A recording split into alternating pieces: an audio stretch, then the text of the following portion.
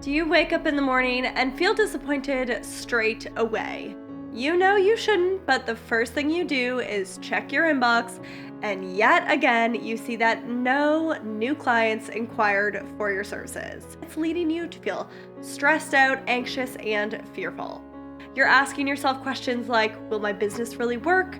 How longer can I keep this up for without getting any new clients coming in? And honestly, should I just throw in the towel already? The good news is many service providers have overcome this, and you absolutely can too. I actually failed at my business the first time I tried going full-time. I wasn't getting the client inquiries and therefore projects that I needed to keep my business afloat. So within a grand total of just 2 weeks full-time in my business, I went running back to the safety of a normal job. But thankfully, I picked myself back up again, looked critically at the mistakes that I had made the first time around, and I made a plan to change it for try number 2. I took a second crack at going full-time in my web design business a few months later, and by implementing what I'll teach you in this video, that second try at going full-time was a runaway success. I started receiving a client inquiry a day. I was able to book out my freelance services months in advance, and I even became so in demand that I doubled my prices too. So what exactly will change the game for you too and lead to client inquiries coming in daily? Well, you need to understand truly what marketing is, how it works, and how to pick a marketing strategy that fits you, not the marketing strategy that all of your competitors are killing it with, which you feel pressured into doing because it is the thing to do. Now, if I asked you right now, what is your marketing strategy? The answer cannot be every single social media under the sun, plus a bit of ads and some blogging and posting in groups, and then also doing some in-person networking too. Or I guess that could be your answer, but if it is, that's probably why you're struggling and waking up every day still without a client inquiry coming in. Why doesn't this work? Well, because there's 4 key ingredients to getting those client inquiries rolling in daily. The first key ingredient is exceptional mastery of the marketing strategy that you've chosen.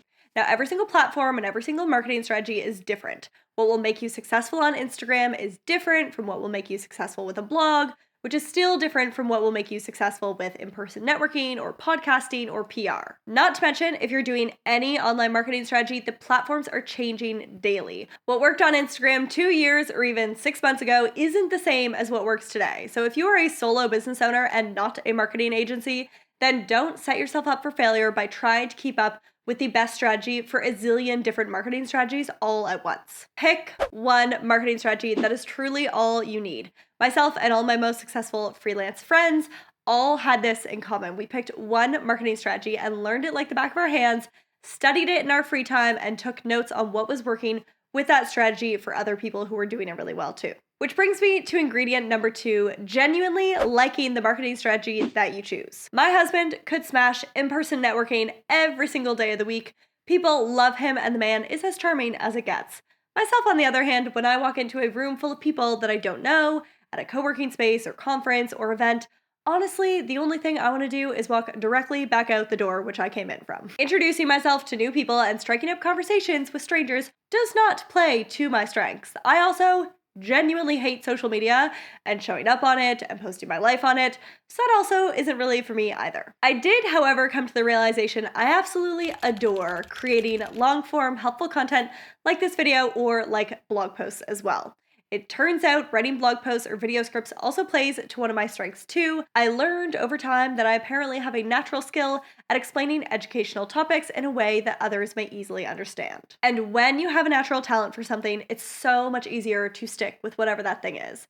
Which brings me to ingredient number 3, consistency. You might not like it, but you know it. Anytime you watch a video or interview on the secrets to incredible people's success, consistency is always mentioned. Consistency is genuinely the magic ingredient that separates the people who are successful at business, fitness, and honestly in life from those who are not. And this key ingredient is also vital for a marketing strategy too. Now, mastery, liking the strategy, and consistency might all be well and good, but it all won't work without ingredient number 4, choosing a marketing strategy, which is somewhere that your ideal clients are likely to find you. Now, I want to be clear, marketing honestly is not that complicated. For the longest time, I had told myself, I hate marketing, I'm bad at marketing, I don't understand marketing.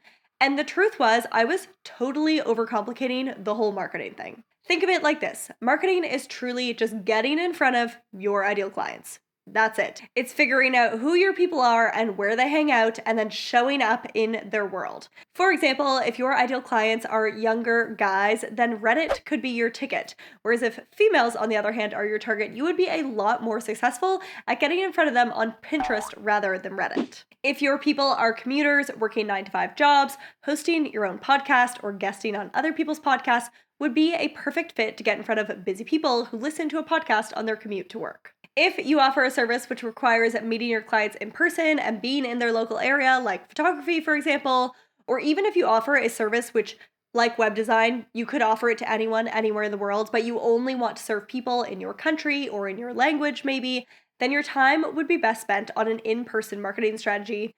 And then your next task would be to determine which physical locations, events, markets, cafes, clubs, and maybe even co-working spaces that those people would be attending.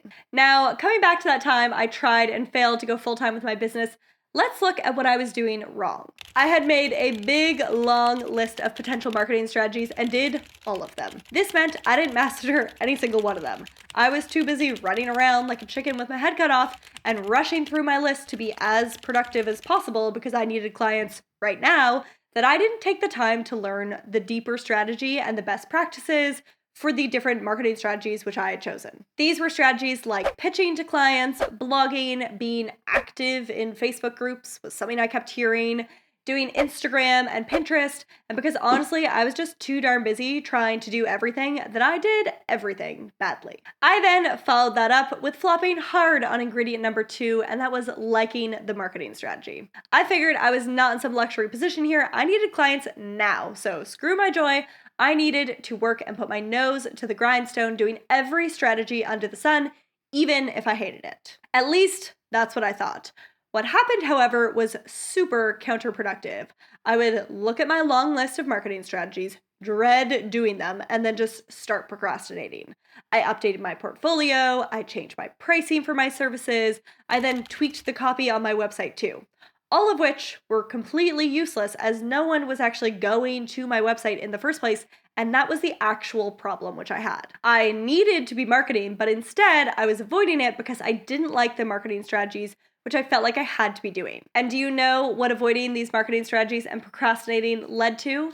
A lack of consistency. The snowball was not building. I wasn't gaining momentum in any one area because I wasn't actually consistent at any of them. I do have to say, the one thing I was kind of doing correctly was showing up in front of my ideal clients. I did know where my people would be mostly: Instagram, Facebook groups, Google, and Pinterest, and so I tried to do all of them. Of course, now I know while my people were in those places I had chosen to show up, I still wasn't seeing progress because I had chosen to do too many strategies. So how exactly do you determine this magical unicorn marketing strategy which you can master, which you genuinely like, which you'll be consistent with, and which gets you actually in front of your ideal people? Well, you could either spend a couple hours writing out a long list of all the potential marketing strategies out there and then rate each one by the criteria which I mentioned, or option number 2, you can make your life easy and take my quiz. Within 60 seconds, you'll know which client finding method matches your personality type. You can find the quiz up here, and I'll also link it down below. Now, picking a strategy is just step 1. When you pick it, I want you to then fully commit to it. Fully. That means no flip-flopping back to something later on. So once you pick that strategy, I want you to commit publicly to it. To do so, you can comment below with the marketing strategy which you've chosen or which the quiz gave you. Now, step number 2 to being successful with your newfound marketing strategy is to learn all you can about it.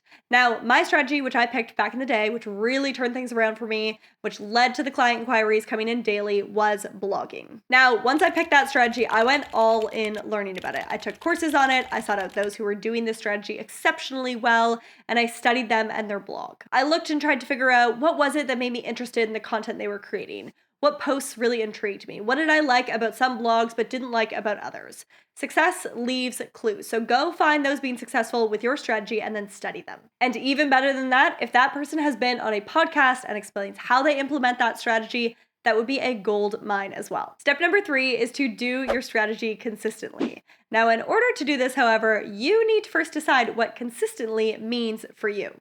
Does daily, weekly, monthly, or some other frequency feel right? You get to decide. And once you decide, make the space in your calendar for it. Choosing to post on Instagram daily, but not setting any space aside in your day to do so is pretty much a guaranteed road to failure. So I want you to pick the frequency, estimate roughly how long it'll take you, and set that time aside in your calendar. And then the final bit I'd suggest to stay consistent is to decide that this is your priority. There is so much power in a decision like that. When I decided blogging was my priority, it suddenly felt okay to push other projects or to spend whatever amount of time it took to complete that blog post because I knew that this was genuinely the most important work I had on my plate. If you currently don't have any client inquiries coming in, it is pretty safe to say that this should be your top priority. Now, I do hate to break it to you, but even after you work through the ingredients and complete the steps that I've shared, it still might not be enough to get those client inquiries coming in the door. Here's the thing, nailing your marketing strategy will indeed get clients coming to your website. But in order for them to inquire, there's one vital piece that needs to be on your website, and it needs to be done really, really well. And that is a portfolio of drop-dead killer work. But exactly how do you create that portfolio if you don't have paying clients right now? Well, be sure to watch this video next, and I will untangle that conundrum for you too.